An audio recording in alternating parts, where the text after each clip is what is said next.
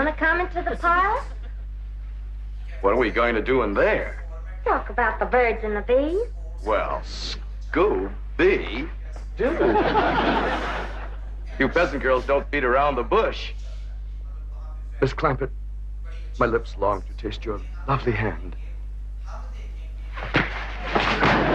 For 9 seasons, the Beverly Hillbillies made America laugh until it hurt. But behind that laughter, a trail of broken marriages, secret addictions, and deaths that still haunt fans today. One star nearly died before the show even existed. Another buried her career trying to run for Congress. And the man everyone called the dumbest character on television, he quietly became the richest one in the room. These are the stories Hollywood never wanted you to hear. Let's begin. Buddy Ebsen is Jed Clampett. Christian Ludolph Ebsen Jr. was born on April 2nd, 1908 in Belleville, Illinois. At 54, he played Jed Clampett, the calm patriarch who led his family from poverty to oil fortune in the Beverly Hillbillies. Sure is lucky we come along when we did. That's the truth. The way they were slipping through that gate, another 5 minutes in that hole. His steady warmth gave the series its backbone. Audiences trusted Jed like a grandfather, but the man behind that warmth had already survived something most people never knew about. Before Beverly Hills, Buddy Ebsen was supposed to be the Tin Man. In 1939, cast in The Wizard of Oz, he inhaled aluminum dust from his makeup and collapsed. It's good to be free!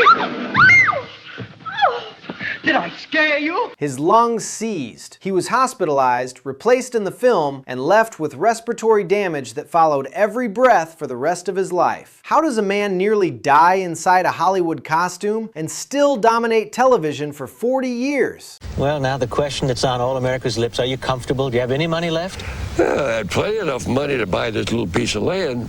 Ebsen married 3 times. Ruth Cambridge cracked under pressure by 1945. Nancy Walcott lasted 40 years and 5 children before dissolving in 1985. Dorothy Knott brought the quiet years he earned. On set, Ebsen became a mentor to Max Baer Jr., the one genuine friendship that outlasted the cameras. No feuds, no drama, just steady professionalism from a man who had already learned what Hollywood could take from you. After the show, he escaped typecasting with Barnaby Jones and returned as Jed one last time at 85. He embraced fans at conventions, loved every handshake, and never once complained about being remembered as a hillbilly. But the lungs never forgot 1939. Buddy Ebsen died on July 6, 2003 at 95 from respiratory failure. Buried at Pacific Crest Cemetery in Redondo Beach. Net worth at death, $10 to $20 million. The slow-talking hillbilly was actually a world-class dancer who almost died making The Wizard of Oz. Real Jed was sharper than any banker in Beverly Hills. Irene Ryan as Daisy Granny Moses. Jessie Irene Noblet was born on October 17, 1902 in El Paso, Texas. At 60, she played Granny.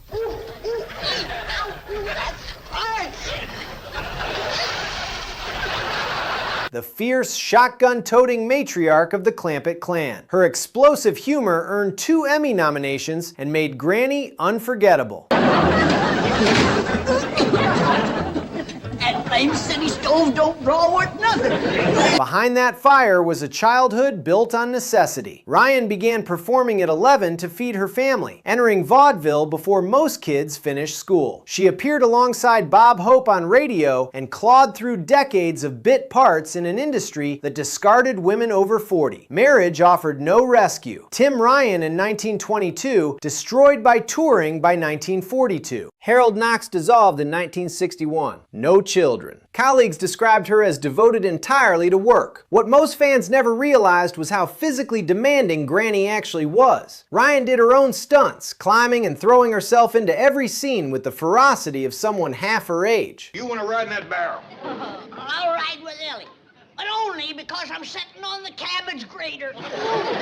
Off camera, she lived frugally despite earning a top-tier salary, saving quietly while the industry assumed she would disappear. Then came what should have been her triumph. In 1973, at 70, Ryan starred in Broadway's Pippin and earned a Tony nomination. The little old lady from the Beverly Hillbillies was proving what Hollywood had always underestimated, but the stage betrayed her. She collapsed mid-performance. Doctors diagnosed an inoperable brain tumor alongside advanced heart disease. Even after the verdict, she tried to return. Her body forced her off. Irene Ryan died on April 26, 1973 in Santa Monica at 70. Net worth, about $2 million, most left to theater scholarships. The frail grandmother was only 5 years older than Buddy Ebsen and was conquering Broadway at 70. Granny had more fight than the whole Beverly Hills bank. Tell us in the comments, was Granny the real heart of the show? Donna Douglas is Elly May Clampett. Donna Douglas played a popular TV character, but when her show, The Beverly Hillbillies, was canceled, she was ready to give up on show business.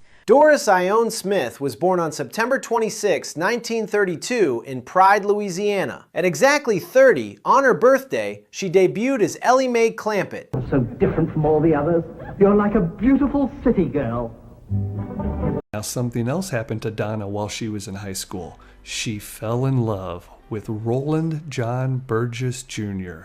And upon graduating while still only 17, the two of them got married in 1949 and had a son together. Animal-loving beauty who turned heads in Beverly Hills without losing her innocence. She beat out 500 actresses for the role. Behind the charm was a woman fighting to be more than a pretty face. Douglas grew up hauling water before sunrise in rural Louisiana. She escaped to New York, modeled, and worked into television.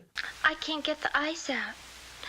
I just can't get the ice out. Paul Henning saw the perfect, wholesome tomboy from the moment she walked in, and America agreed instantly. But the role that made her famous trapped her. The Elly May image followed her into every audition, every meeting, every conversation. Hollywood offered nothing else. She later said the character was both the best and worst thing that ever happened to her career. Her private life mirrored the struggle. She married Roland Bourgeois Jr. in 1949, had son Danny in 1954, and the marriage collapsed that year. Her second marriage to director Robert Leeds ended by 1980. 2 marriages, 2 collapses. As roles vanished, Douglas turned toward faith. Gospel singer, inspirational speaker, author. She left Hollywood for Louisiana, but lawsuits against Disney and Mattel added stress to years already stretched thin. Then came the fight she could not win. Diagnosed with pancreatic cancer, an illness often discovered too late, her body weakened quickly despite a faith that never wavered. Donna Douglas died on January 1st, 2015 at 82. Buried at Bluff Creek Cemetery in East Feliciana Parish. Net worth around $1 million.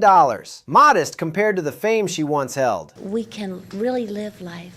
I'm so thankful for my life, for everything, even the hard times I've gone through. The simple country girl who got the most fan mail rebuilt her life on gospel music and grace. Elly May grew up smarter than the whole bank. Raymond Bailey as Milburn Drysdale. Raymond Thomas Bailey was born on May 6, 1904 in San Francisco. At 58, he played Milburn Drysdale, the greedy banker desperate to control the Clampett fortune. We want you to know how happy we are to have you, your handsome nephew, your lovely daughter, and your beautiful mother.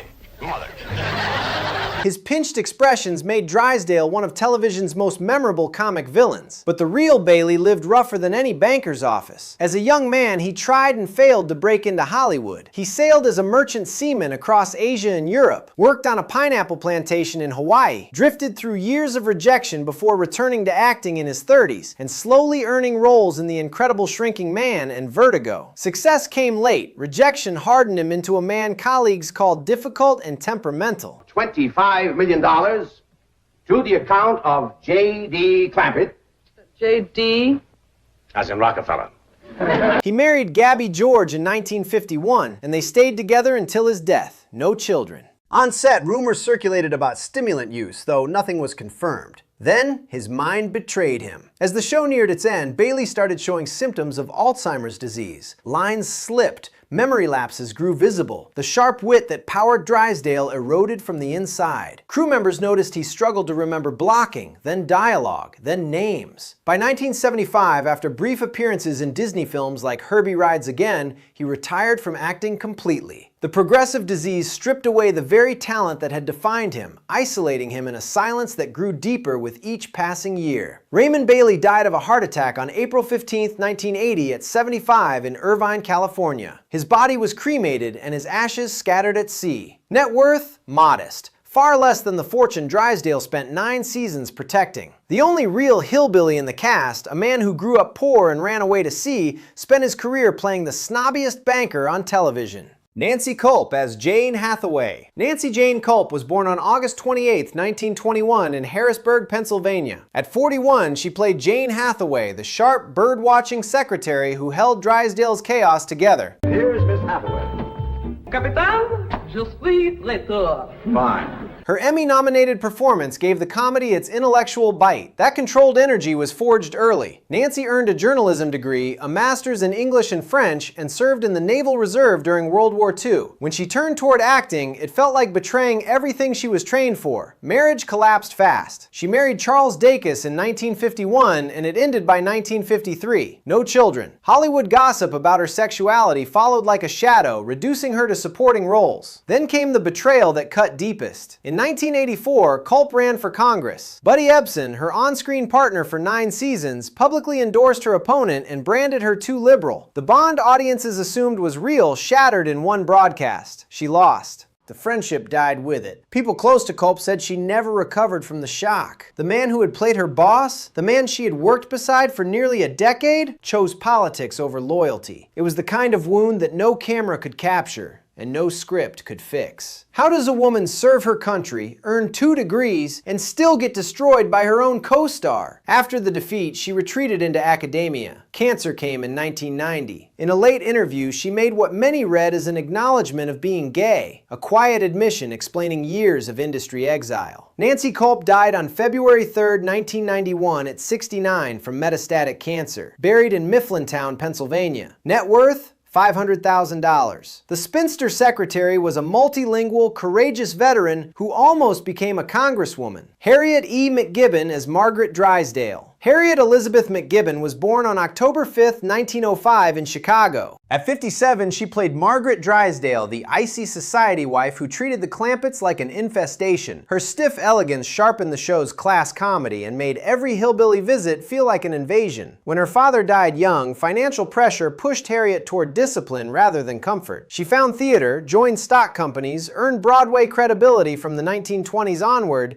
and appeared in You Can't Take It With You. Television followed with guest spots on Bewitched. Marriage brought companionship, but not peace. She married producer William Kane in 1930, had a son in 1933, and divorced in 1942. That same year, she married writer Charles White, and the relationship held until his death on Christmas Day, 1967. Then came the blow no parent recovers from. In 1977, her son died before her, a loss that turned her private world into a long, quiet aftermath. Friends said she withdrew almost completely after the funeral. The woman who had spent decades commanding stages and screen rooms suddenly had no interest in being seen. The grief did not scream. It simply sat beside her every day in every room until the silence became permanent. Her health became a slow, punishing decline. Lung illness worsened as she aged, narrowing her world one breath at a time. The kind of sickness that turns effort into exhaustion and exhaustion into surrender. Harriet McGibbon died on February 8, 1987 at 81 from pulmonary complications. Ashes interred at Forest Lawn Memorial Park. Net worth? Around $1 million. The snootiest society wife on television had a great-grandfather who was an abolitionist and Underground Railroad hero. The woman who played privilege came from a bloodline that fought against it. B. Benaderet as Cousin Pearl Bodine. Beatrice Benaderet was born on April 4, 1906 in New York City. At 56, she played Cousin Pearl Bodine, the sharp-tongued relative who anchored the show's Rural Heart and later starred as Kate Bradley in Petticoat Junction. Most audiences never knew she originally auditioned for Granny. She lost to Irene Ryan. But Paul Henning created Pearl specifically for her, then built an entire series around her talent. She earned that loyalty through decades of radio, voicing characters on the Jack Benny program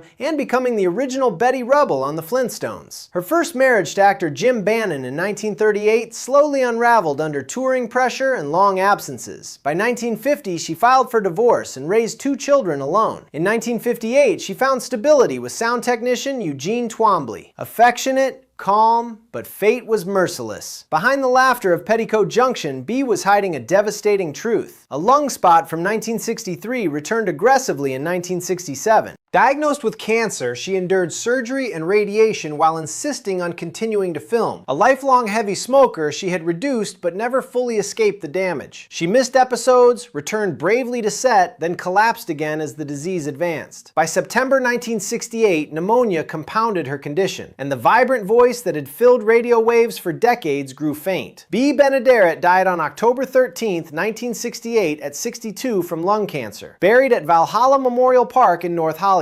Net worth, $1.5 million.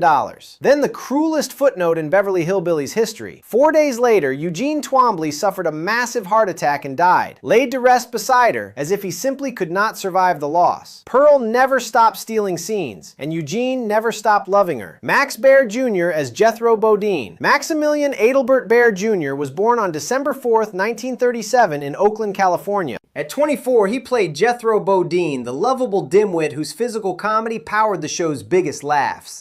Darling.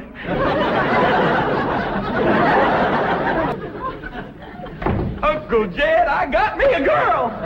How he got the role is almost too perfect. Baer never auditioned. He drove his roommate to a casting call, got noticed, and was asked to read. Nailed it without the accent. One accident changed everything. What that moment gave him publicly, it destroyed privately. Typecasting crushed him. After the show, Hollywood only saw Jethro. Every audition, every pitch, every meeting ended the same way. He was the big dumb hillbilly, nothing more. He said it bluntly, Jethro ruined me as an actor. He refused the 1981 reunion movie and resented the role that made him famous with the same intensity that once made him lovable on screen. He married Joanne Hill in 1966. Over by 1971, no children. In 2008, his longtime girlfriend Sherere Rhodes died by suicide in his home. The details were scarce, the grief was not. But here is where the story takes its sharpest turn. Instead of fading, Baer produced Macon County Line, a surprise hit earning over $50 million.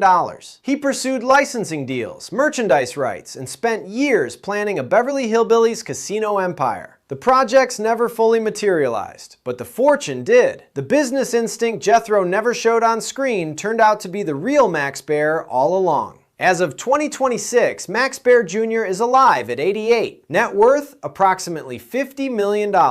The dumbest character on television became the richest survivor. While the rest barely saw syndication money, Jethro turned one accidental audition into a fortune that outlasted them all. Did you know he was still alive and worth $50 million? Tell us in the comments. Judy the chimpanzee as Cousin Bessie. And then there was the wild card. Judy the chimpanzee played Cousin Bessie throughout the Beverly Hillbillies. No birth date recorded. Standard per episode pay through handlers. No residuals. No syndication checks. Those scenes were the cheapest gags on television. A chimp in a dress. A chimp at the dinner table. And 6 decades later, they still get the biggest laughs in reruns. Most Hollywood chimps lived 40 to 60 years, placing her passing sometime in the early 2000s. No grave marker, no net worth, just the memory of a chimpanzee in a bonnet who made America laugh without ever knowing why. The Beverly Hillbillies cast then and now. Their stories stretch from aluminum-poisoned lungs in 1939 to a $50 million fortune still growing in 2026. What happened to them was never just about fame fading. It was about marriages cracking, bodies failing, and an industry betraying the people who built it. These Beverly Hillbillies tragedies remind us that the laughter we loved came from real people carrying real weight. Some died broke, some died alone, and one is still here, richer than any banker Drysdale could have imagined. Where are they now in 2026? Most are buried. One is thriving. All deserve to be remembered for more than the roles that made them famous. Which story hit you hardest? Drop it in the comments. Like, subscribe, and turn on notifications so you never miss the next deep dive.